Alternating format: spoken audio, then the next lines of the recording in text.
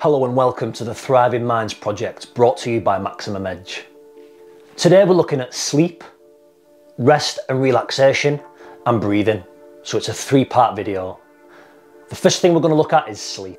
So what if I told you there was a pill that you could take that would lower blood pressure, decrease your stress, reduce anxiety, make your skin feel amazing, your hair feel amazing, reduce cardiovascular disease? Would you take it? But what if I told you that you don't need to take a pill? You just need to get constant good night's sleep. So we're going to split sleep into two categories: sleep environment and sleep routine. So let's look at environment first. So your sleep environment, the place where you sleep, the bedroom, should be cool, should be dark, and should be tidy. Now I bet you're thinking, why does it need to be tidy? Well, clutter creates stress. Stress is not good if you want to try and get to sleep or get a good night's sleep. So your bedroom should be cool, shouldn't be too hot. So if you need a fan or you need the window open, we have this thing called circadian rhythm, which is our body's natural clock, which helps us sleep, which helps us wake up in the morning.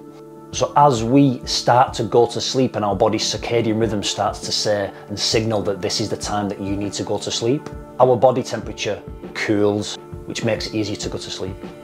And then the opposite effect of that is when we start to wake up in the morning, your body temperature will start to rise. So making sure your bedroom is cool is going to help you get a good night's sleep. And your bedroom should be dark.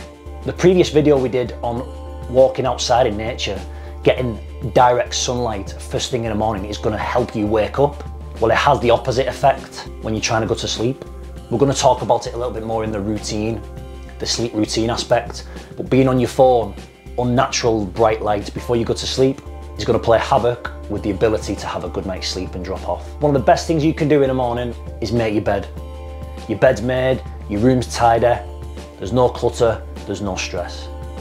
There's loads of talk on YouTube, in the media at the moment, on podcasts about a good morning routine.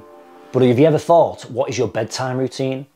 One thing that is really going to hamper your ability to get a good night's sleep is being on your phone before you go to bed. Now, I'm not going to tell you do this or do that. The choice is really up to you.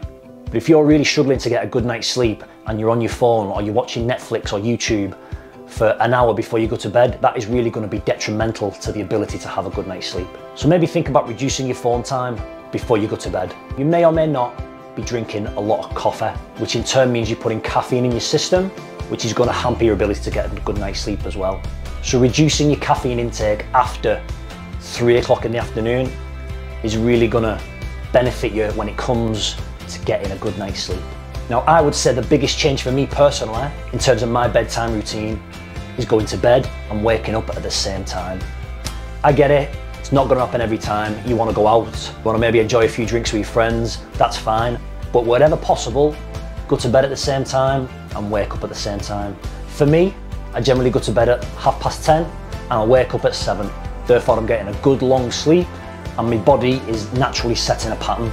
So I'm going to bed at the same time and I'm waking up at the same time. Before I go to bed, I'm restricting the use of my phone. I'm not drinking caffeine after 3 o'clock in the afternoon. Basic things like that are going to really affect how well you sleep.